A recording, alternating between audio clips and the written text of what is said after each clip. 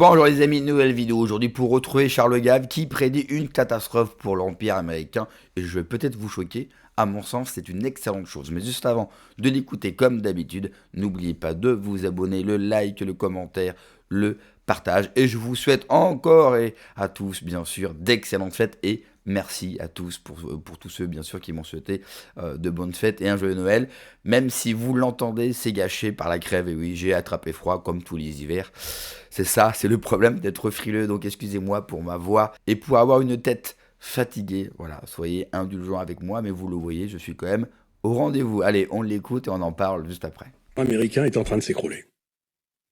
C'est une réalité. Ils n'ont plus le monopole sur l'énergie. Ils ont les armes que font les Russes sont les meilleures. Ils vont perdre la guerre en Ukraine. Enfin bref, c'est en train de s'écrouler de tous les côtés. Donc, quand un empire s'écroule, le rôle d'un grand leader national, comme Atatürk en Turquie, quand l'empire turc s'est écroulé, c'est d'extraire la nation de l'empire qui s'écroule. Et c'est un boulot qui est très difficile, ça. C'est un peu ce qu'a fait De Gaulle au moment de la décolonisation, si vous voulez. Il a essayé d'extraire la France de l'empire qui s'écroulait. Bon. Ce que essaye de faire Trump, c'est d'extraire les États-Unis de l'empire qui s'écroule. Et alors, quand vous êtes un empire, comme tout le monde dans votre empire fait du commerce dans votre monnaie, d'ailleurs, s'il ne le faisait pas, quand des types comme Kadhafi ou Saddam Hussein ont essayé de faire du commerce en autre chose que le dollar, leur espérance de vie a chuté très rapidement, vous voyez, c'est... Donc, ils imposent l'usage de leur monnaie, le cours forcé, en quelque sorte, par la force, littéralement. Maintenant, ils peuvent plus le faire. Alors, on a un léger problème, c'est que, par exemple, la quasi-totalité des banques centrales dans le monde avaient besoin de faire des réserves de change en dollars pour acheter leur énergie. Pas pour acheter des produits aux États-Unis, c'était pour acheter l'énergie. Aujourd'hui, vous n'avez plus besoin de dollars pour acheter votre énergie. Mais il y a 5 000 milliards de dollars de réserves qui sont dans les banques centrales aujourd'hui, qui ne servent plus à rien.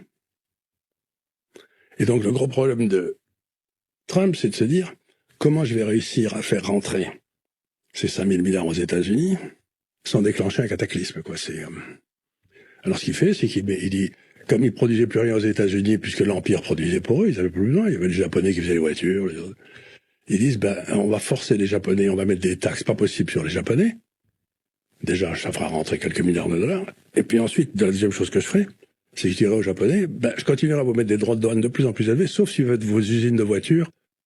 Vous les rapatriez. Vous les expatriez du Japon et vous les mettez chez moi. Vous les délocalisez. Vous les délocalisez, ça fera encore quelques milliards de dollars. Et puis vous dites aux gens, vous savez, nous les États-Unis, on est quand même les meilleurs dans tout ce qui est technologie, il n'y a pas à chier, donc... On est en train d'inventer un truc qui s'appelle l'intelligence artificielle. On va dominer ça, mais alors vous allez voir, ça va être écrasant. Et donc, si vous voulez, dans vos portefeuilles, participer à l'intelligence artificielle, c'est 5 000 milliards de dollars qui seraient à l'extérieur, vous devriez les mettre dans Nvidia, quand même. Et donc, il espère faire rentrer ça comme ça, petit à petit, et que le prix des actifs américains monte, et que lui, il développe la base, ça lui laisse le temps de développer la base. Ça peut marcher, mais ça va être sportif, hein. Dans l'utilisation de la monnaie du commerce international, la souveraineté était entière pour les États-Unis. À partir du moment où vous pouvez payer avec votre propre monnaie, la France peut faire tout le commerce qu'elle veut avec le Soudan si elle le fait dans sa monnaie. Et donc, à ce moment-là, ça change tout. Ce qui veut dire qu'aujourd'hui, vous allez avoir... Regardez ce qui s'est passé, la guerre ukrainienne. Qu'est-ce que ça fait? Les Européens disent avec le talent qui les caractérise, aux Russes, vous sortez des pieds, on vous achète plus rien. Les Russes, ça les embête parce que ils vendaient qu'à deux personnes. Ils vendaient aux Allemands d'un côté et aux Chinois de l'autre. Donc tout le monde a dit, si vous vendez maintenant qu'aux Chinois, vous allez devenir une colonie de la Chine. Ils vont être obligés de céder. Mais les Russes, ils sont d'excellents joueurs d'échecs. Donc ce qu'ils ont fait, c'est qu'ils ont fait d'immenses lignes verticales qui parlent de Mourmansk, là-haut tout en haut, et qui descendent jusqu'à l'Inde. De canaux, de routes, de tout. Ce qui fait que pour la première fois dans l'histoire de l'humanité, toutes les matières premières du nord de l'Asie vont arriver dans le sud de l'Asie, en passant par la terre, et non pas par la mer, donc les Américains ne peuvent pas l'empêcher, et qui vont payer avec leur monnaie. Il n'y a plus de contraintes du commerce extérieur sur la quasi-totalité en Asie, des pays qui ont des excédents d'épargne monstrueux d'ailleurs. Ça veut dire qu'on va avoir un boom en Asie, mais inimaginable. Vous imaginez même pas ce qui va se passer, et ce boom va être centré sur Hong Kong, parce que tout ce commerce se fera certainement pas en dollars. Ce qui est beaucoup plus malin parce que la Chine a ce coup de peau d'avoir deux monnaies. Elle a le yuan et elle a le dollar de Hong Kong. Et elle a une place financière qui est en dollars de Hong Kong. Donc maintenant, dans 15 ans, la place financière qui dominera le monde, c'est Hong Kong.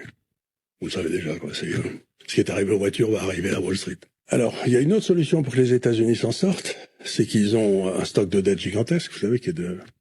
Et en particulier, 20 ou 25% de cette dette est détenue par les étrangers. Donc, mettons qu'il y ait 8 000 milliards de dollars de dette détenue par les étrangers en dehors des États-Unis. Et si le dollar ne vaut plus rien, les États-Unis peuvent décider de faire passer l'or de 4 000 à 18 000, où leur stock d'or couvrirait leur dette extérieure.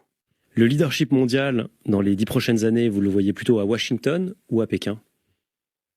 Non, il va y avoir un triumvirat mondial qui fait Moscou, Pékin, Delhi. Et c'est là où ça va se passer. C'est-à-dire que ce sera un triumvirat. Et pour la première fois depuis très longtemps, les pays sont sur la terre ferme. C'est-à-dire, vous savez qu'en géopolitique, ou vous dominez par la mer, ou vous dominez l'Asie. Et donc là, on est en train de passer d'une domination par la mer qui arrivait des Anglais puis ensuite aux États-Unis, à une domination sur la terre par ces trois pays. Et ça, c'est sympa parce que ça va tout changer.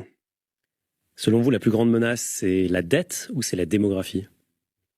C'est nos hommes politiques. Bourse mondiale, enfin les marchés actions au plus haut, c'est une opportunité ou ça demande de la prudence? Ils sont pas au plus haut. Si vous le mesurez contre l'or, ils sont au plus bas. Investisseur débutant, vous lui recommandez un ETF monde Non. ou le portefeuille antifragile? Je lui recommande de choisir 10 valeurs qui n'ont rien à voir avec les États.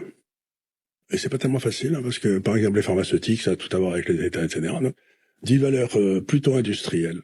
C'est-à-dire, je crois qu'on va réassister dans le monde au grand retour de l'industriel. Et je suis entièrement d'accord avec la dernière phrase de Charles Gave. Alors que certains en France vous disent qu'il n'est plus possible de réindustrialiser comme avant, moi je pense que c'est bien au contraire l'enjeu de demain, et avec bien sûr les nouveaux outils que nous avons aujourd'hui, je pense qu'on peut aussi revoir et avoir une vision de l'industrie différente qui soit beaucoup plus humaine et qui nous permet bien sûr d'avoir et d'acquérir une souveraineté.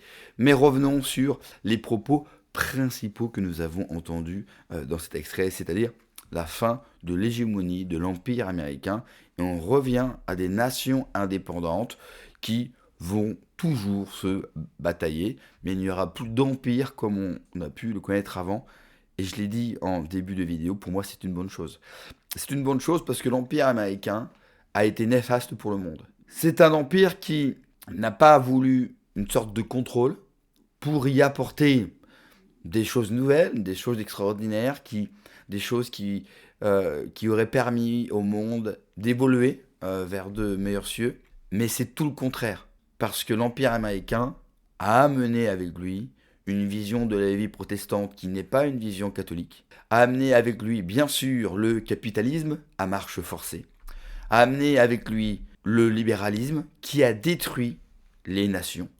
Ce qui est drôle, c'est que quand j'écoute une droite française qui se plaint des maux de la France, mais qui dans le même temps promeut un programme économique libéral, alors que le libéralisme a amené tous les maux qu'il prétend combattre. Le libéralisme à l'américaine a amené l'individualisme par le consommateur ultime que nous sommes devenus aujourd'hui.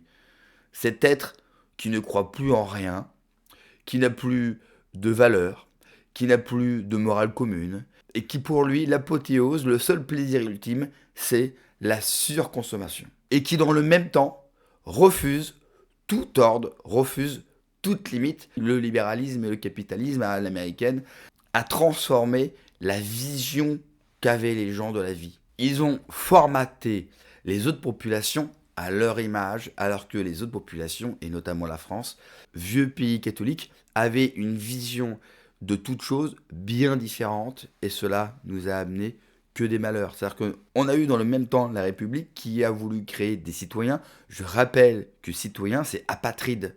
Moi, je veux recréer des Français citoyens. Ça peut être citoyen du monde, ça peut être citoyen européen. Ça ne veut rien dire. Et puis, vous avez eu le double effet qui se coule. Et vous avez eu le fameux libéralisme à l'américaine qui a ramené par-dessus le consumérisme, qui a pris en plus le pas sur le citoyen. parce que le citoyen, il avait encore une vision politique de la vie. Mais ceci a été balayé totalement par la consommation. C'est-à-dire que le citoyen a délaissé ses droits, a délaissé la vie politique, a remis bien sûr le pouvoir dans une caste qui, on s'en rend compte tous les jours, se sert abondamment sur notre dos. Mais du moment qu'on n'entrave pas leur liberté de consommer toujours plus, eh bien cela ne leur pose plus aucun problème.